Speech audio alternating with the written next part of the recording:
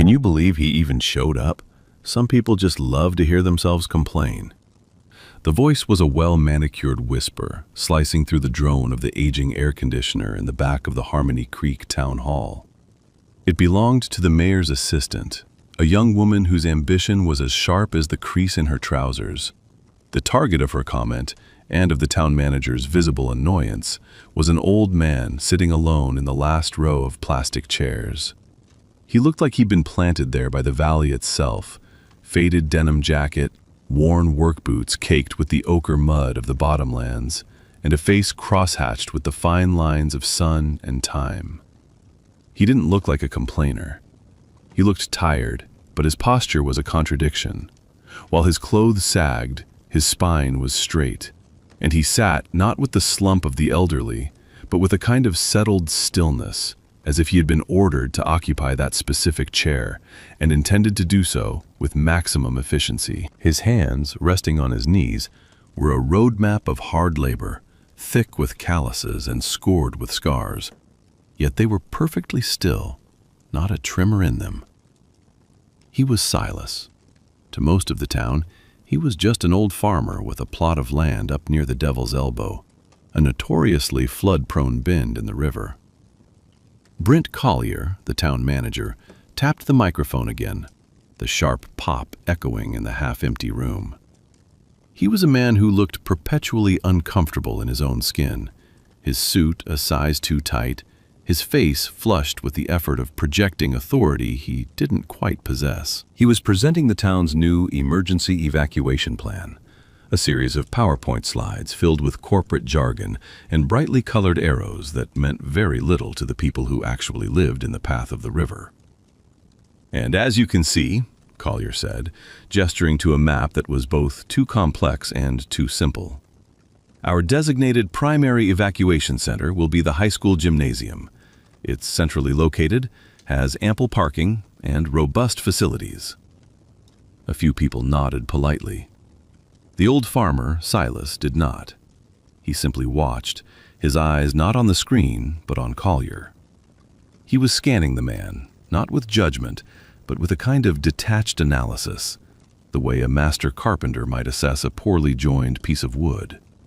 Collier, sensing the weight of that silent gaze, faltered for a second. He cleared his throat and tried to regain his momentum, his voice taking on a brittle, defensive edge. The presentation droned on, a litany of acronyms and procedural steps that felt more like a corporate retreat exercise than a plan to save lives. Finally, Collier asked for questions, his tone making it clear he didn't actually want any. A hand went up in the back row. It was Silas. A collective sigh, small but audible, rippled through the few town employees present. Collier's smile became a thin, taut line.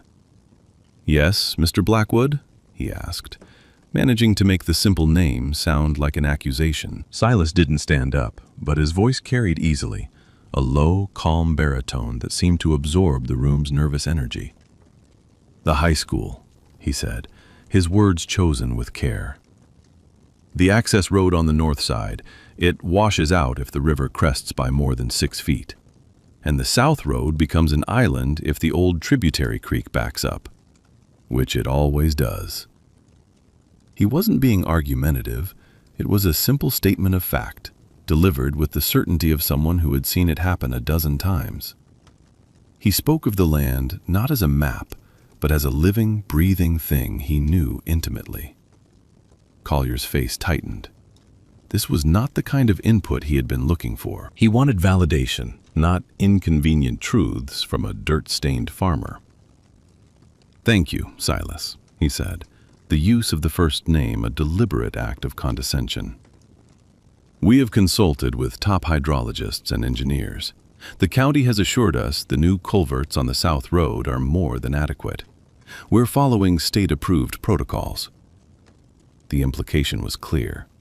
Your folksy, anecdotal knowledge is irrelevant in the face of our certified expertise. Silas's expression didn't change. He simply held Collier's gaze for a long moment. His eyes were a pale, faded blue, but they had a depth that was unsettling. They didn't just see you, they seemed to see through you, to weigh and measure the substance of your character. He gave a slow, deliberate nod, not of agreement, but of acknowledgement.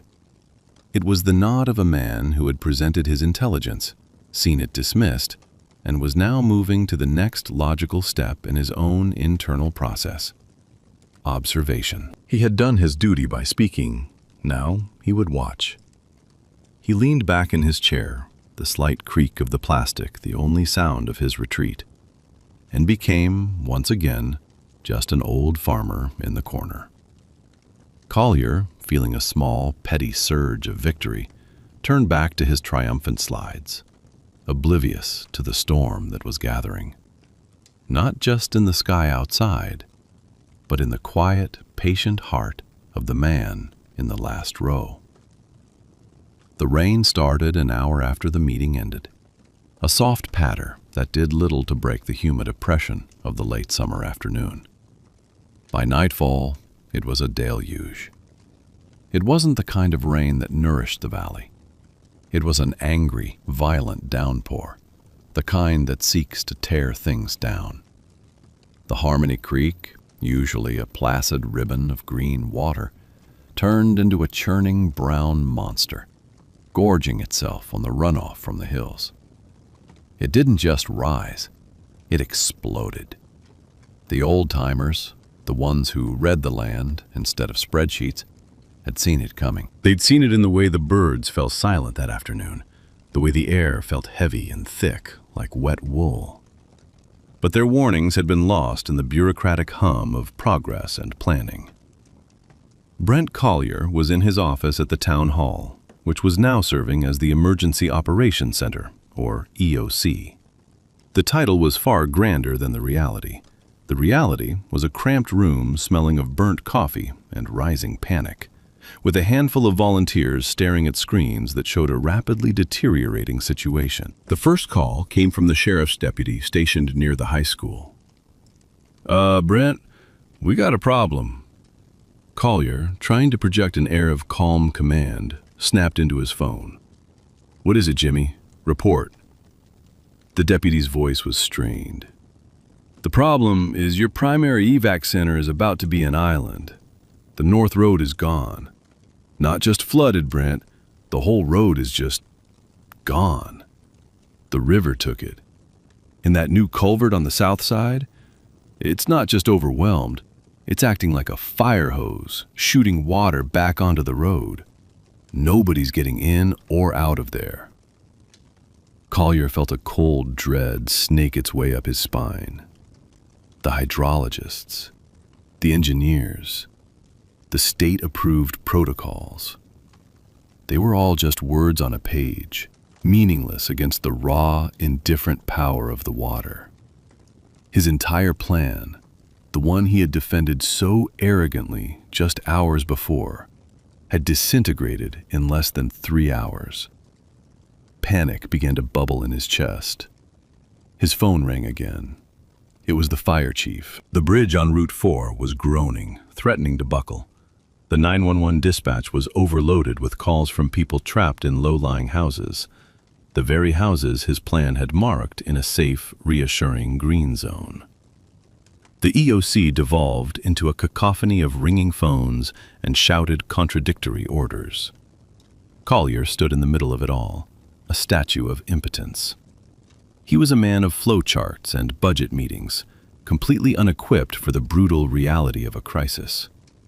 His authority, which had seemed so solid in the climate-controlled town hall, was a phantom.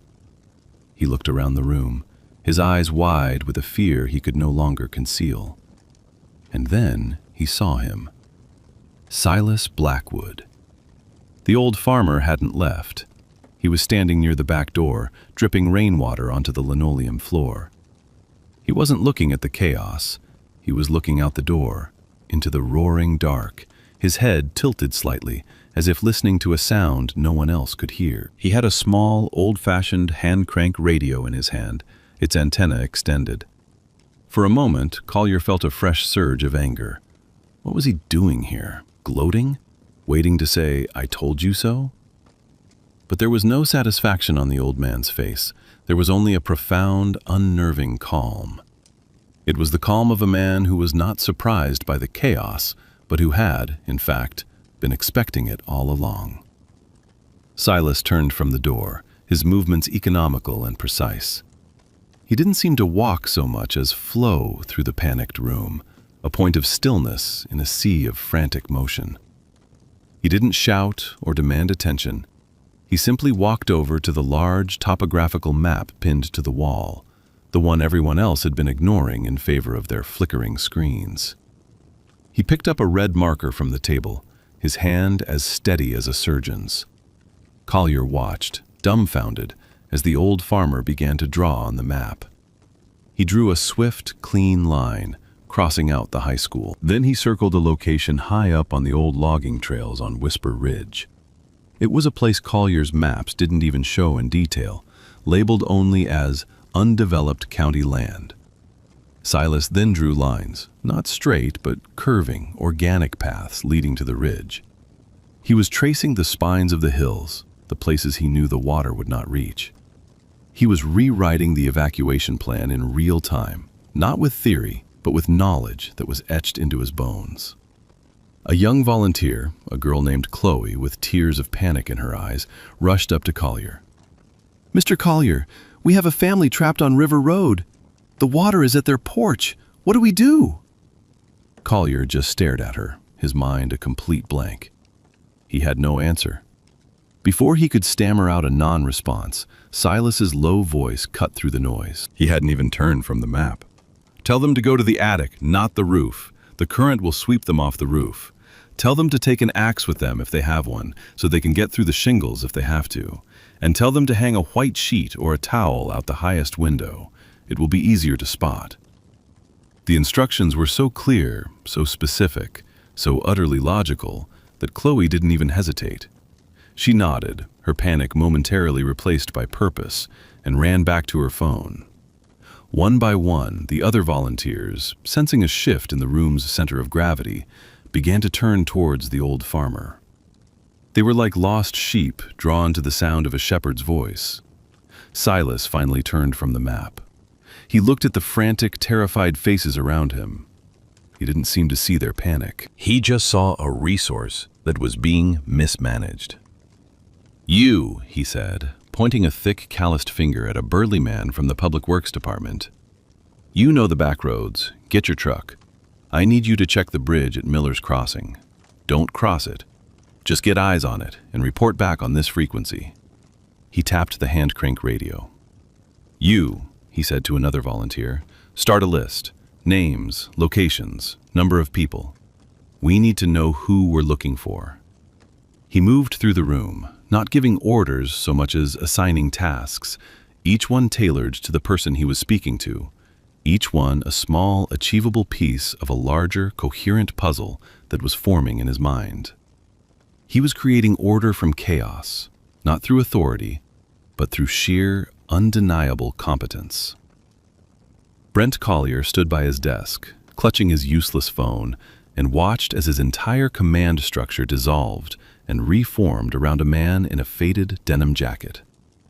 He was no longer in charge. He wasn't even relevant. He was just a spectator at his own disaster, watching a master at work. The situation was still dire, but the panic in the EOC had subsided, replaced by a tense, focused energy. Silas stood at the center of it, a human communications hub. He'd commandeered an old analog radio from the maintenance closet, bypassing the overloaded cell and digital networks. His voice on the radio was a different man. The folksy farmer was gone, replaced by someone who spoke in clipped, precise phrases. "All stations, this is command," he'd said, a brief hesitation before settling on the most neutral term. "Report status by sector. Ridge team, report. Valley team, report." He had divided the town into sectors in his mind, based on watersheds and terrain, not political boundaries. He was coordinating the handful of volunteer rescue efforts, directing them with an uncanny knowledge of how the floodwaters would move. He told one team to avoid a certain path because a mudslide was imminent, and 10 minutes later, a cascade of mud and rock obliterated the very road he'd warned them away from. He seemed to see the entire valley, every creek and hollow, in 3 dimensions in his head. Meanwhile, 50 miles away, the call had gone up the chain. The governor had declared a state of emergency, and the National Guard had been activated. A UH-60 Blackhawk, call sign Guardian 69er, lifted off from its base, rotors beating a thunderous rhythm against the storm. In the back, Sergeant Leo Vance, a young but seasoned crew chief, was running a final check on the rescue hoist. He was a third-generation military man, and he had a professional's eye for chaos. He'd seen it in Afghanistan, and he was seeing it now in the garbled, panicked transmissions coming from the civilian first responders in Harmony Creek. "They're a mess down there, sir," he said over the intercom to his pilot, Captain Eva Rostova. "No clear LZ, no ground coordinator, just a bunch of people yelling over each other." Rostova's voice came back, calm and steady. "Find us someone who knows what they're doing, Vance. We can't put down blind." Vance switched his comms panel, scanning the frequencies, trying to filter out the noise. Most of it was static and panicked shouting, but then he caught it. It was on an old, unsecured analog channel, the kind nobody used anymore. The voice was low, gravelly, and absolutely calm. "Roostertail from the south approach. LZ is soft but stable. Recommend a high hover and hoist extraction. We have 3 priority evacs, non-ambulatory, and 15 secondary. LZ coordinates are 40.719er north, 75.328 west. Mark my position with a single green chem light on a 50-foot tether. How copy? Any airborne asset?" The transmission was a thing of beauty. It was clear, concise, and contained every single piece of information a pilot would need. It used terminology, roostertail, soft LZ, priority evacs, that was second nature to a military aviator, but utterly alien to a civilian. It was a perfect blind transmission, a shot in the dark, hoping a professional would hear it. Vance felt a jolt, a shock of recognition that went bone deep. He'd heard voices like that his whole life. It was the voice of a man who had done this before, many, many times. "Captain!" Vance's voice was sharp with excitement. "I've got him! I've got our guy!" He patched the transmission through to the cockpit. Rostova listened for a moment. "That's no civilian," she said, her voice tight with respect. "That's a professional. Plot those coordinates. Let's go say hello." Back in the Harmony Creek EOC, Silas was holding the small radio, his thumb on the transmit button. He'd made the call, not knowing if anyone would hear it. It was a gamble, but it was the only one he had. He knew they couldn't get the elderly and injured up the muddy trail to Whisper Ridge on foot. They needed air support. He'd used the coordinates for the flattest clearing he knew, a small meadow he'd scouted years ago, a place he kept in his mental inventory of the land. Brent Collier, who had been hovering uselessly nearby, watched him. "Who were you talking to?" he asked, his voice a mix of confusion and residual arrogance. Silas didn't answer. He just looked out the window, into the storm, and waited. Minutes stretched into an eternity. The roar of the flood, the drumming of the rain, the frantic energy of the room, it all seemed to fade into the background. Silas was listening for a different sound. And then it came. A low, deep thumping, a sound that was felt in the chest as much as it was heard. It grew steadily louder, a rhythmic heartbeat that cut through the chaos of the storm. Heads turned. The volunteers in the room looked at each other, their faces a mixture of hope and disbelief. The sound grew into a deafening roar, and the windows of the town hall began to vibrate. Outside, a brilliant white light cut through the rain and darkness, sweeping across the panicked town and settling on the small meadow Silas had designated. The Blackhawk descended, a magnificent, terrifying machine of purpose and power. It didn't land fully, but held in a low, precise hover, just feet off the soggy ground. the rotor wash flattening the grass and tearing at the trees. The side door slid open, revealing the dark interior and the silhouette of a man. Sergeant Leo Vance clipped his safety harness and leaned out, his eyes scanning the ground below.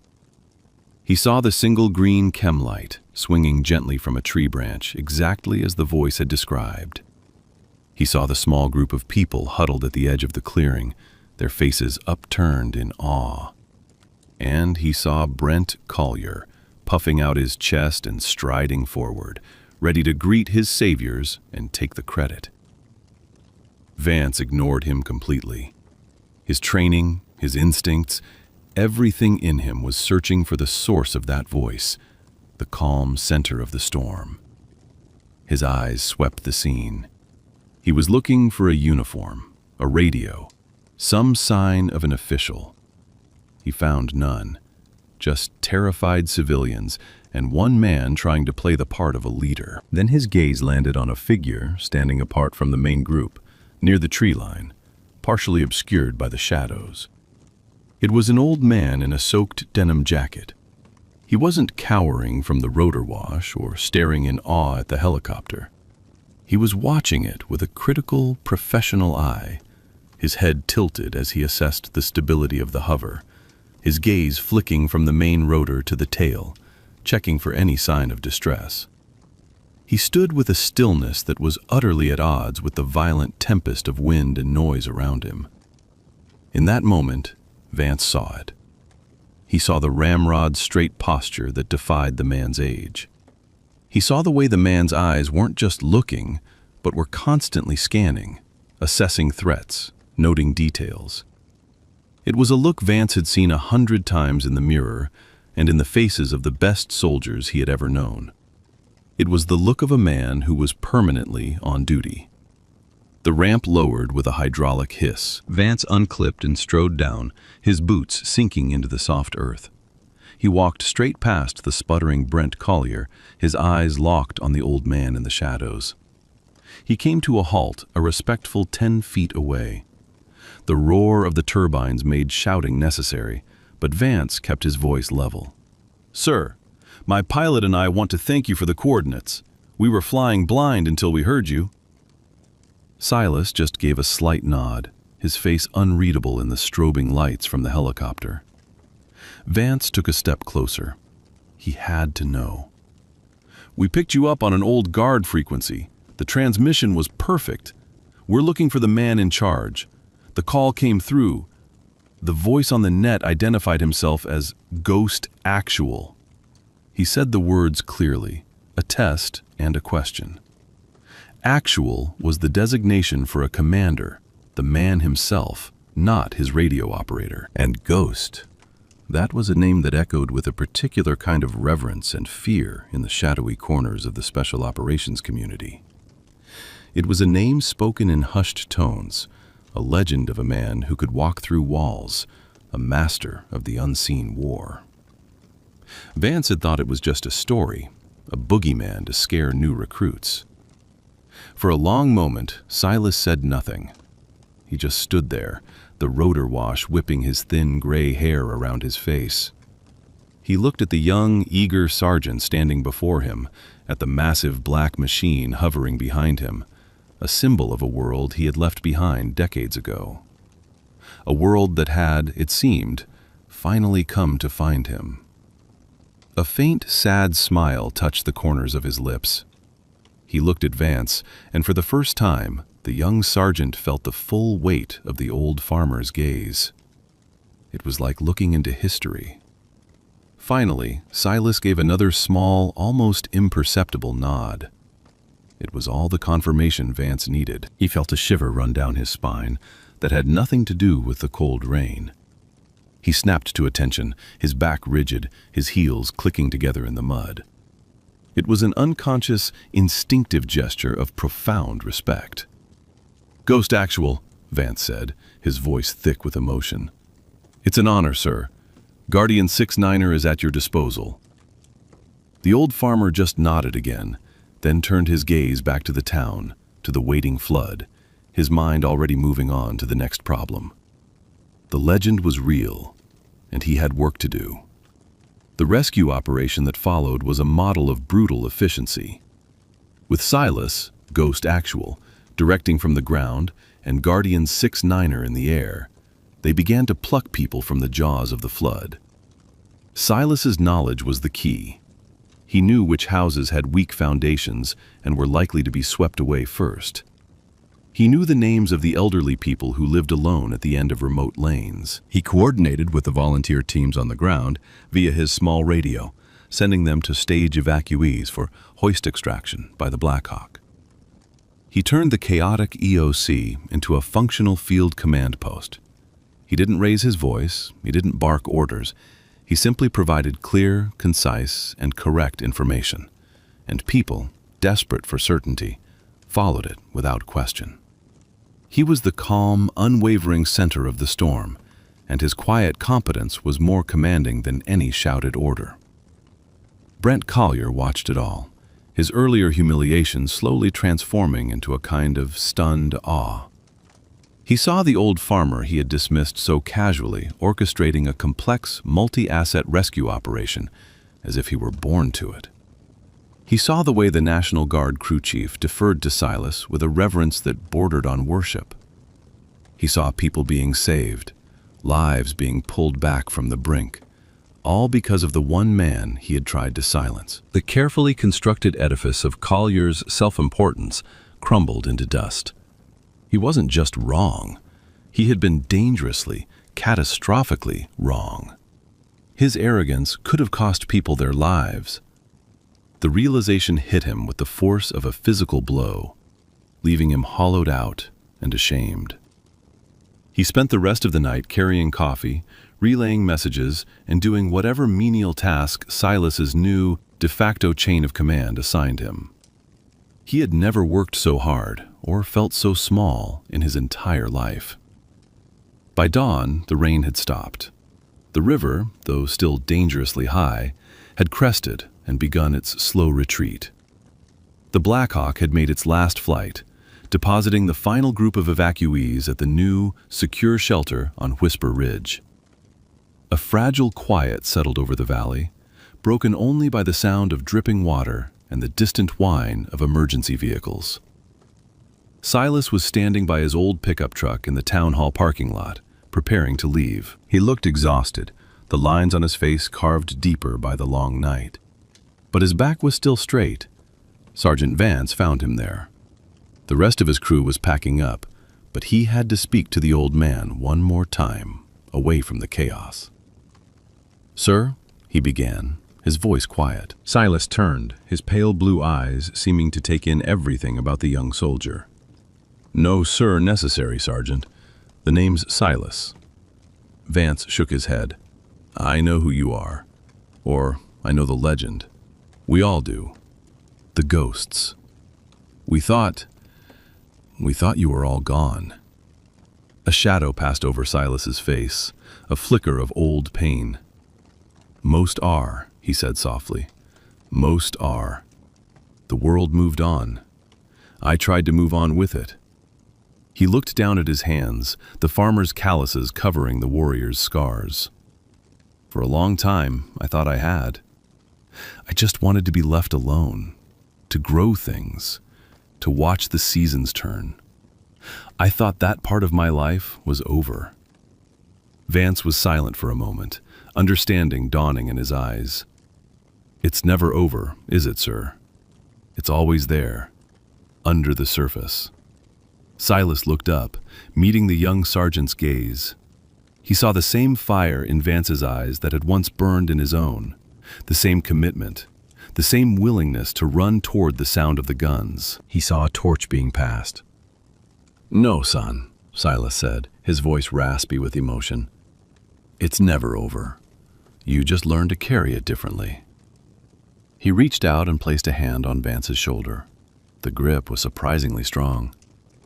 "You did good work tonight, Sergeant. You and your crew. You made me proud." Coming from anyone else, it would have been a simple compliment. Coming from Ghost Actual, it was a benediction. Vance felt his throat tighten. "Thank you, sir. That means more than you know." Just then, a hesitant figure approached them. It was Brent Collier. His expensive suit was ruined, stained with mud and coffee. His hair was askew, and his face was pale and drawn. He looked utterly defeated. He stopped a few feet from Silas, unable to meet his eyes. "Mr. Blackwood," he began, his voice barely a whisper. "Silas." He took a shaky breath. I am so sorry. I was arrogant, I was a fool. I put my pride and my spreadsheets ahead of people's lives. I dismissed you. And you saved us." He finally looked up, and Silas saw that the man's eyes were filled with tears of genuine remorse. "I have no right to ask, but I don't know what to do now, how to fix this, how to be better." Silas studied him for a long moment, his gaze analytical but not unkind. He saw not an antagonist, but a man who had been given a harsh but necessary lesson. The anger and frustration he might have felt were long gone, replaced by a quiet sense of duty. This, too, was part of the job, the long, slow work of rebuilding. "You start by listening," Silas said, his voice gentle but firm. "You stop looking at maps and start looking at the land. You talk to the old folks who have seen this river flood 50 times. Their knowledge is worth more than any report your engineers can write." He gestured toward the ravaged valley. "This place isn't just a collection of roads and buildings, Mr. Collier. It's a living thing. It has moods. It has memory. You have to learn to respect it. If you can't, you have no business being in charge of it." Collier nodded, absorbing the words like a starving man absorbs bread. "I will," he said, his voice thick with conviction. "I promise, I will." Silas gave him a final, assessing look and then nodded. He believed him. He turned to get into his truck. "Wait," Collier said, a note of desperation in his voice. "The news crews will be here soon. They'll want to talk to the hero." Silas paused, his hand on the door handle. He looked from Collier to Vance, then out at the rising sun, casting a golden glow on the muddy, wounded landscape. "There are no heroes here, Mr. Collier," he said quietly. "Just neighbors, and a debt that can never be fully repaid." With that, he climbed into his truck, started the engine, and drove away, leaving a humbled town manager and an awestruck young soldier standing in the dawn, forever changed by their encounter with the ghost who was just an old farmer. The story of that night rippled through the valley in the weeks that followed. It was never a front-page headline. The news crews that descended on Harmony Creek were fed the official story by a profoundly changed Brent Collier. He spoke of the incredible interagency cooperation and the heroic efforts of our National Guard partners. When asked to identify the brilliant ground coordinator who had guided the Black Hawk, Collier would just shake his head and say, "It was a team effort. The whole town came together." He never mentioned Silas by name to the press. It was the first and most important lesson he had learned from the old soldier. True service doesn't seek the spotlight. But within the town, and in certain circles far beyond it, the truth was passed in quiet conversations, over cups of coffee in the local diner, and in hushed tones in military ready rooms. Sergeant Leo Vance filed his after-action report. It was dry, professional, and technically accurate. It detailed the number of evacuees, the flight hours, the equipment used. But there was one line, buried deep in the narrative summary, that his commanding officer, a colonel who had seen a few things himself, circled with a red pen. It read, "Civilian ground coordination was provided by an unidentified local resident with extensive prior experience in air-ground integration and emergency management. All instructions were clear, professional, and mission-critical. Recommend locating and officially commending this individual." The colonel smiled. He knew he wouldn't be able to locate the man. Men like that didn't want to be found. He also knew that an official commendation was the last thing such a man would ever want. He drew a line through the sentence and wrote in the margin, "Some things are best left off the books. Good work, Vance." Brent Collier became a different kind of leader. He sold his too-tight suits and started wearing work boots. He spent his weekends not on the golf course, but walking the creek beds and logging trails with the old-timers, a notepad in his hand, listening. He learned about the land, its history, its secrets. He organized a volunteer corps, the Valley Watch, made up of farmers, hunters, and loggers, the people who truly knew the terrain. Their new evacuation plan wasn't a glossy PowerPoint. It was a dog-eared map covered in handwritten notes, stored in a waterproof box at the town hall.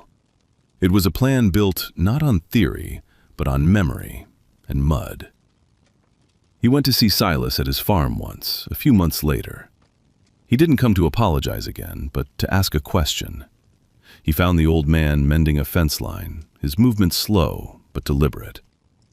"Silas," Collier said, "the county wants to put in a new warning siren. They want to put it on the town hall.